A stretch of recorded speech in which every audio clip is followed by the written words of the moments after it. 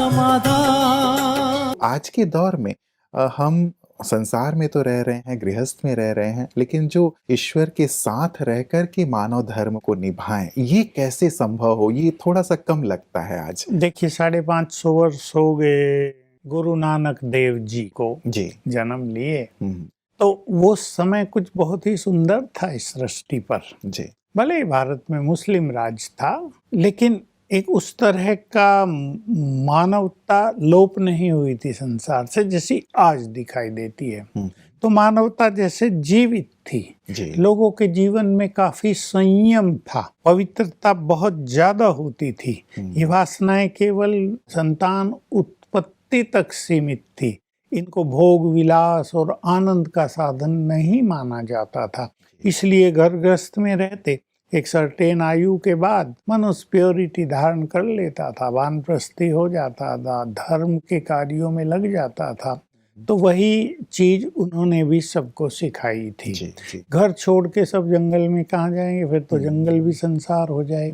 इसलिए जिसको अपने सिद्धांतों का प्रचार चारों ओर फैलाना है, करना है, उसको तो एक ऐसा मार्ग दिखाना ही होता है जिसको अधिक से अधिक लोग फॉलो कर सके। जी जी। और इसीलिए सभी धर्मों के लोगों ने इसे माना और उनके अनुयायी बने। और सशक्त बन सके, क्योंकि उस टाइम कुछ ऐसी भी जरूरत थी कि लोगों को बहुत शक्तिशाली बनाना था। आज के संदर्भ में क्या हो गया, काम वासना का जैसे साम्राज्य हो गया है। लोग उसे छोड़ना नहीं चाहते, बूढ़े होने पर भी, 80 साल के होने पर भी। इसलिए आज ये जो बात है, इसके लिए थोड़े से विशेष ज्ञान की जरूरत है कि घर गृहस्थ में रहते हुए संयमित जीवन हो, पवित्र जीवन हो, लगाव मुक्त जीवन हो। घर गृहस्थ में रहते भी एक सर्टेन आयु के बाद एक विरक्ति हो जाए, घरों में रहते संन्यास की भावना आ जाए, जंगल में और ईश्वर का ध्यान भी जरूरी हो बिल्कुल जाए। उसमें हम परमात्मा से जुड़ जाएंगे तो हमारा गृहस्थ वास्तव में आश्रम बन जाए। आज इसकी और ज्यादा जरूरत है। जी जी जी।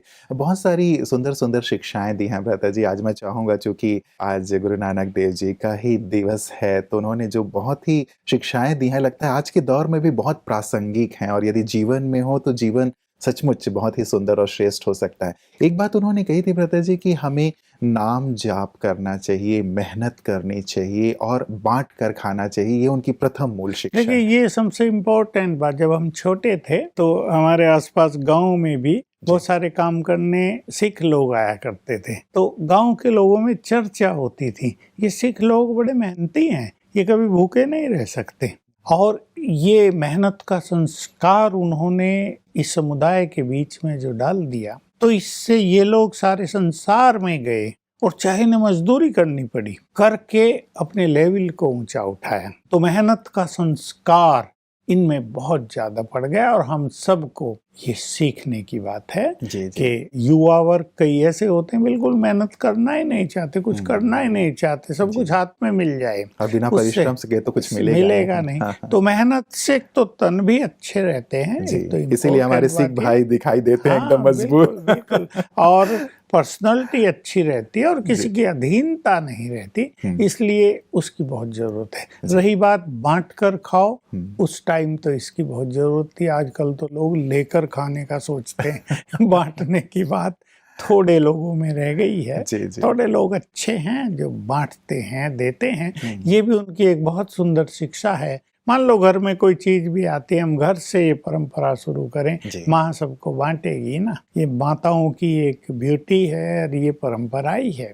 ऐसे ही कुछ और अच्छी चीज जरूरतमंद लोगों को बांट दी जाए तो उसमें वृद्धि होती है। और रही बात एक के नाम की, ये सभी धर्मों में प्रसिद्ध बात रही है कि एक को जपो, एक नाम। उन्होंने तो बहुत सुंदर महिमा की। हमारे बाबा भी क्योंकि बचपन से सिख धर्म के ही अनुयायी थे, तो बहुत ज्यादा उस महिमा का वर्णन किया करते थे वो अपने महावाक्यों में कि सिख धर्म में ही परमात्मा की यथार्थ महिमा है। अकाल मूर्त, अजन्मा, सतनाम, कर्ता पुरुष, अजूनी।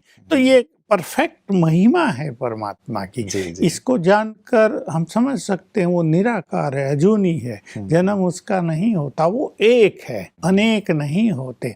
अब केवल उसके नाम जपने की बात नहीं, नाम तो सब जपते रहे, आज भी जपते हैं, उससे थोड़े समय की शांति तो मिलती है। उस समय में इसकी बहुत जरूरत थी, लेकिन आजकल इसमें हमें कुछ ऐड करना पड़ेगा कि हम अपना नाता उस एक से जोड़ें। एक्चुअल जो एक ओंकार है वे हमारे परम पिता भी हैं, वही हमारे परम सद्गुरु भी हैं, उनको ही गुरु माना था उन्होंने। तो उससे हमारा ये नाता जुड़ जाए। केवल हम नाम जप रहे वो तो ठीक है, एक भक्ति की परंपरा रही थी, लेकिन जब हम उससे जुड़ जाएंगे तो उसकी शिक्षाओं से भी जुड़ेंगे, उसका प्यार भी हमें प्राप्त होगा, उसकी शक्तियां हमें मिलेंगी, हमारा मनोबल बढ़ेगा, आत्मबल बढ़ेगा, विश्वास बढ़ेगा, और तब हम बहुत सारे श्रेष्ठ कार्य करने में सफल हो सकेंगे। तो उन्होंने चारों ओर से बुद्धि को हटाकर भाई एक में लगाओ, ये मुख्य शिक्षा दी थी। बिल्कुल।